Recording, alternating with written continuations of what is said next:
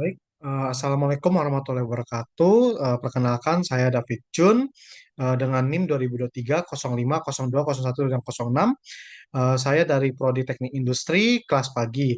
Kali ini saya ingin membahas bisnis model Canvas pada usaha event organizer.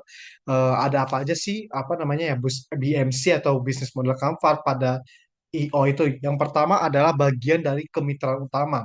Kemitraan utama ini biasanya adalah untuk usaha kita menjalani mitra atau kerjasama untuk membangun suatu usaha tersebut.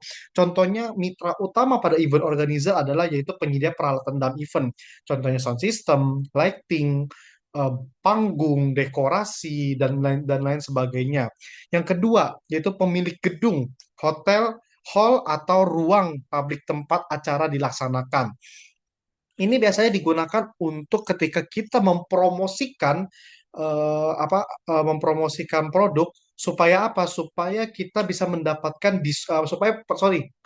pelanggan bisa mendapatkan suatu diskon atau promosi dalam kemitraan ini. Yang ketiga yaitu penyanyi, pembicara, MC, entertainer dan pengisi acara lainnya. Nah, event organizer itu berfungsi juga sebagai penyedia MC, band, entertainer atau pengisi suara atau pengisi acara lainnya. Lalu apalagi kerjasama untuk mendapatkan harga khusus atau prioritas booking. Nah, ini yang tadi saya katakan, yaitu pemilik gedung hotel dan hall ini biasanya digunakan untuk kita mempromosikan supaya apa bisa menjalin kerjasama untuk mendapatkan harga khusus supaya apa menarik pelanggan. Yang terakhir adalah penyedia catering, yaitu makanan dan minuman. Lalu ada juga penyedia perlengkapan multimedia seperti kamera live, eh, live streaming, backdrop, dan lain sebagainya. Lalu, bagian di aktivitas utama. Apa ya aktivitas utama event organizer lakukan ketika kita membangun suatu event organizer?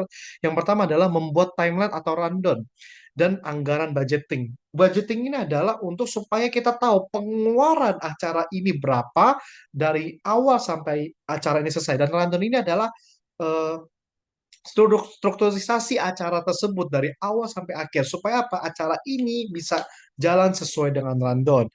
Yang kedua adalah mengatur tim internal dari vendor eksternal, yaitu adalah dalam tim IO biasanya dibuat bentuk ada yang bernama tim. Ada tim yang bagian mengurusi multimedia, ada tim yang mengurusi bagian dekorasi, ada tim yang mengurusi tim lighting dan lain sebagainya supaya apa? Supaya sesuai dengan eh, sejalan dengan strukturisasi dari rundown tersebut atau dari kemauan konsumen tersebut. Lalu apalagi mengatur jalannya acara sesuai apa sesuai rundown. Terus yang terakhir memastikan semua pihak bekerja sesuai jadwal. Seperti yang tadi saya katakan, IO ini bertanggung jawab atas waktu, bertanggung jawab atas budgeting, bertanggung jawab atas acara tersebut. Jadi IO itu memegang peran yang sangat besar dalam suatu acara. Oleh karena itu, dalam membangun suatu event organizer perlu namanya aktivitas utama, yaitu yang kita tahu adalah supaya kita bisa tahu acara ini sesuai dengan budgeting, sesuai dengan acara yang diinginkan oleh seorang konsumen. Lalu apalagi sumber daya utama. Ini adalah suatu pilar di mana event organizer ini bisa berdiri. Pilar yang pertama adalah tim kreatif. Nah, tim kreatif ini adalah pembuat konsep, desain, dan ide acara. Yang kedua, tim operasional dan teknis menangani logistik, peralatan pelaksanaan di lapangan. Yang ketiga, manajer proyek, event manager, mengkoordinasi seluruh proses agar berjalan dengan lancar. Sumber daya utama ini sangat perlu. Kenapa? Karena sumber daya utama adalah suatu pilar bagaimana acara tersebut bisa dijalankan. Bagaimana suatu IO itu bisa berkembang ketika sumber daya utamanya sudah terpenuhi. Lalu, proposal nilai apa yang kita dapatkan dalam event organizer, dalam kita membangun suatu usaha, proposal apa yang bisa kita berikan kepada konsumen? Yaitu yang pertama adalah mewujudkan acara yang profesional dan berkesan. Yang kedua adalah layanan satu pintu atau one stop service. Yang ketiga, kreativitas dan inovasi dalam setiap acara. Yang keempat adalah efisiensi waktu dan biaya.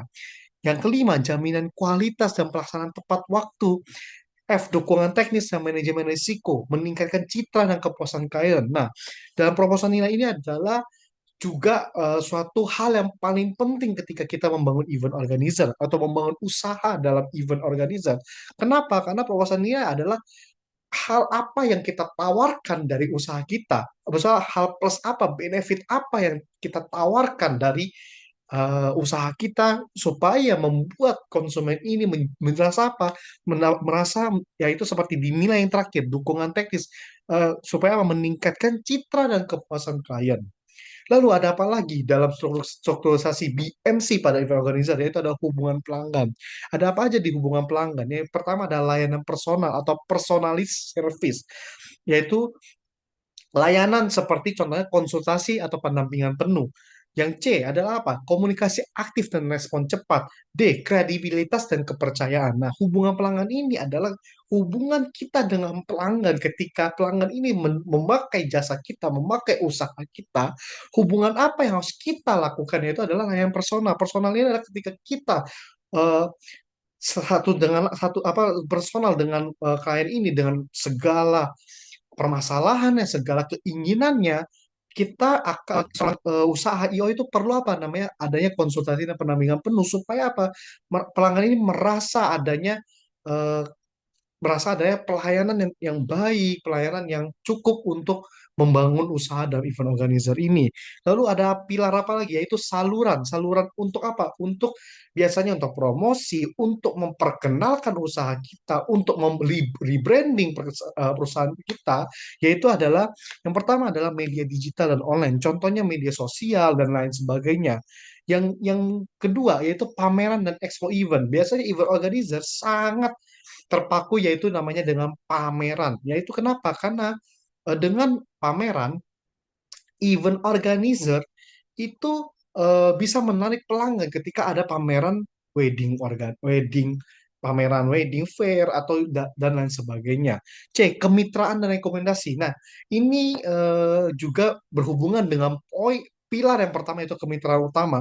Saluran ini juga berfungsi yaitu eh, menjadi berfungsi dan menjadi satu yaitu dengan kemitraan utama. Kenapa? Karena dengan kita mempunyai saluran-saluran, kita punya channel-channel yang lain, itu bisa membuat rebranding usaha tersebut supaya maju. Yang terakhir adalah sales dan networking langsung, yaitu supaya sales ini menawarkan langsung terhadap pelanggan-pelanggan lain, atau menawarkan langsung seperti membagikan brosur pada di tempat-tempat yang sekitar atau lain dan sebagainya. Lalu ada pilar apa lagi? Segmen pelanggan. Nah, segmen pelanggan ini ada namanya ada dua, segmen utama dan segmen sekunder. Segmen utama yaitu pelanggan yang paling sering menggunakan jasa atau menjadi sumber pendapatan utama. Itu menjadi segmen utama kita. Yang kedua, segmen sekunder kita apa? Pelanggan tambahan atau pendukung yang tidak rutin tetapi tetap penting bagi bisnis. Ini dua-duanya penting. Ada segmen utama kita yang sering menggunakan jasa kita. Ada segmen yang kedua adalah ketika pelanggan itu cuman sekedar support untuk apa menjalankan acara ini supaya dengan apa supaya lancar. Lalu selanjutnya ada namanya struktur biaya. Struktur biaya ini juga adalah menjadi jantung dari usaha, bahkan dari semua usaha. Kenapa? Dari biaya inilah bisa terjalinnya acara. Struktur yang utama selain sumber daya utama yaitu struktur biaya. Kenapa? Karena usaha banyak gagal di bagian struktur biaya. Yang paling penting dari event organizer adalah struktur yang paling utama adalah gaji karyawan tetap dari manajer event, desainer, admin, marketing, bahkan sampai staff-staff yang tidak bisa disebutkan satu persatu. Lalu apalagi sewa kantor dan utilitas dari listrik, air, internet, tempat dan lain sebagainya. Yang ketiga adalah lisensi software dan langganan aplikasi, desain manajemen event, akuntansi atau dan lain sebagainya. Itu juga perlu. Lalu apalagi peralatan kantor dan pemilihan aset I/O. Contohnya seperti HT, seperti headset atau seperti headset HT atau dan sebagainya. Lalu apalagi biaya promosi rutin. Nah, untuk I/O juga perlu namanya biaya iklan. Supaya apa? Supaya setiap tahunnya memiliki pengeluaran biaya iklan itu berapa. Makanya dimasukkan dalam struktur biaya. Lalu ada apa lagi? Biaya operasional dan administratif, dan yang terakhir biaya promosi dan pengembangan. Biaya promosi dengan biaya promosi rutin itu beda. Biaya promosi dan pengembangannya adalah pengembangan kita untuk apa? Untuk merebranding usaha kita lebih besar lagi. Lalu aliran pendapatan, apa itu aliran pendapatan? Aliran pendapatan adalah dari mana seorang usaha ini bisa mendapatkan keuntungan, yaitu pertama dari pendapatan dari jasa penyelenggara acara. Kita dipakai jasa kita oleh acara entah wedding, birthday, atau dan lain sebagainya. Yang kedua, komisi atau margin dari vendor dari supplier. Komisi dari kemitraan kita dengan yang sudah disepakati dari awal. Yang ketiga, sponsorship atau kerjasama dengan brand. Banyak juga IO yang mungkin bekerjasama dengan brand, makanya sumber pendapatannya juga bisa dapat dari sponsorship dan kerjasama brand. Lalu apalagi biaya konsultasi dan perencanaan saja. Biasanya IO itu juga bukan hanya menyelenggarakan suatu jasa, tapi juga menyelenggarakan konsultasi bagaimana acara ini bisa berjalan dengan lancar. Lalu yang terakhir adalah retainer dan kontrak tahunan. Nah, retainer dan kontrak tahunan ini biasanya adalah kemitraan utama yang tetap, kemitraan yang tetap. Jadi ini sudah menjadi kerjasama yang cukup tetap dan punya kontrak untuk apa? Untuk pembayaran dalam kontrak tahunan. Demikian dari penjelasan tentang bisnis model Canvas pada event organizer.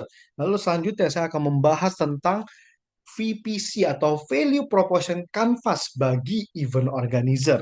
Yang pertama di bagian customer profile, yaitu yang pertama ada jobs to complete. Apa aja jobs to complete atau pekerjaan yang selesai itu yang well done adalah apa? Yang pertama, menyelenggarakan acara dengan rapi, lancar dan tepat waktu sesuai dengan rundown. Yang kedua, mengelola vendor seperti catering, venue, dekorasi, dokumentasi, musik, lighting, dan lain sebagainya secara struktur itu bisa dikatakan job to complete. Yang ketiga adalah membuat konsep acara dari awal sampai akhir. Nah, job to complete dari IO itu juga bisa membuat konsep acara ini supaya acara ini sesuai dengan keinginan pelanggan. Contohnya ulang tahun supaya dibikinkan konsep acara seperti fun atau acara yang seperti yang seseruan yang lebih wah lagi, lebih ke masa muda lagi. Itu semua sesuai dengan permintaan dari pelanggan. Yang terakhir adalah mengatur alur acara rundown, MC dan tim teknis. Inilah mengatur rundown. Jadi setiap acara, setiap jalan masuknya acara, setiap mulainya acara dari tim teknis, MC dan lain sebagainya sesuai dengan alur rundown. Lalu ada apa lagi dalam customer profile, yaitu ada namanya pains, ada namanya suatu permasalahan atau apa. Pertama, takut acara berantakan dan tidak sesuai ekspektasi. Nah, terkadang di IO pun dalam usaha IO, kita mengharapkan acara ini berjalan sesuai dengan konsep yang sudah kita berikan, tapi nyatanya di lapangan biasanya tidak sesuai dengan ekspektasi. Lalu apalagi kesulitan mengatur banyak vendor secara bersamaan. Nah, mungkin dalam satu acara banyak sekali para pekerja-pekerja seperti staff, seperti manajer proyek, seperti dan lain sebagainya, itu kewalahan dalam mengatur banyaknya vendor secara bersamaan. Lalu apa? Yang ketiga, tidak punya waktu mempersiapkan acara dengan secara detail. Seringkali juga banyak karena saking banyaknya job desk, saking banyaknya acara-acara sehingga membuat waktu untuk mempersiapkan acara-acara setiap acara yang telah kita yang akan kita lakukan itu tidak secara detail, yaitu yang terakhir adalah biaya membengkak atau biaya operasional yang membengkak yang tidak menutupi.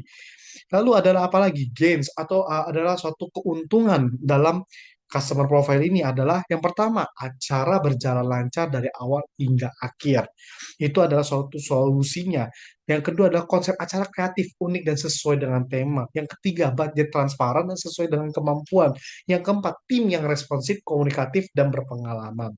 Lalu dalam value proportionnya, produk or service, biasanya dalam value proposition dalam VPC itu ada dua antara produk dan service. Kebetulan dalam usaha event organizer adalah service, yaitu service atau pelayanan atau bisa dikatakan jasa.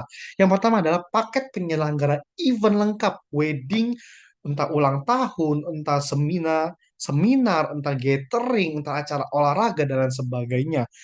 bisa jadi corporate event, konser, seminar, ulang tahun, dan semua segalanya. Yang ketiga, jasa perencanaan acara atau event planning. Bukan sekedar dalam hanya membuat rundown saja, tapi memplanning acara tersebut mau dibawa kemana. Yang keempat, manajemen vendor dan negosiasi harga. Nah, di I/O pun juga bisa juga menjadi konsultasi supaya apa? Bisa menjadi manajemen vendor dan negosiasi harga supaya harga tidak membengkak dan transparan.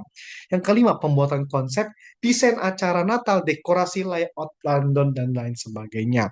Pain relieversnya adalah yang pertama, mengelola seluruh vendor dari satu pintu sehingga pelanggan tidak perlu repot. Yang kedua, memberikan timeline dan rundown yang jelas agar acara tertata. Yang ketiga, menyediakan tim profesional yang siap mengatasi masalah teknis dan apa supaya mengatasi kendala yang ada dalam acara tersebut. Yang keempat, pembekakan biaya. Yang kelima, menyediakan pilihan paket sesuai budget pelanggan. Lalu game creatorsnya apa? Konsep acara kreatif personal sesuai karakter pelanggan. Jadi ada juga nih, banyak yang ketika kita goals-nya, kita mengetahui dan kita tahu arahnya kemana, itu biasanya konsep acara kreatif dan personal sesuai dengan karakter pelanggan. Contoh dalam wedding, karakternya ini lebih ke kalem, soft, and apa. Dan ketika kita memplanning acara tersebut, itu sudah sesuai dengan karakter pelanggan. Yang bisa dikatakan dengan konsep yang kreatif. Yang kedua, dekorasi dan visual yang memukau dan Instagramable. Di zaman sekarang pun juga bukan hanya pengantinnya yang menikah, tetapi eh, pengantinnya juga tamu-tamu undangan juga memiliki satu spot foto untuk apa? Untuk foto, untuk apa namanya? Untuk apa namanya? Foto untuk apa memamerkan setiap keceriaan dan lain sebagainya. Yang terakhir yaitu dokumentasi profesional yang hasil memuaskan, dokumentasi atau hasil dari event organisasi organisasi tersebut memuaskan pelanggan. Berikut yang saya sampaikan dari VPC dan BMC. Mohon maaf bila ada salah-salah kata, mungkin mohon maaf juga bila ada hal-hal kata-kata yang bingung atau apa dan lain sebagainya. Saya mohon maaf dan saya pamit undur diri. Wassalamualaikum warahmatullahi wabarakatuh. Terima kasih.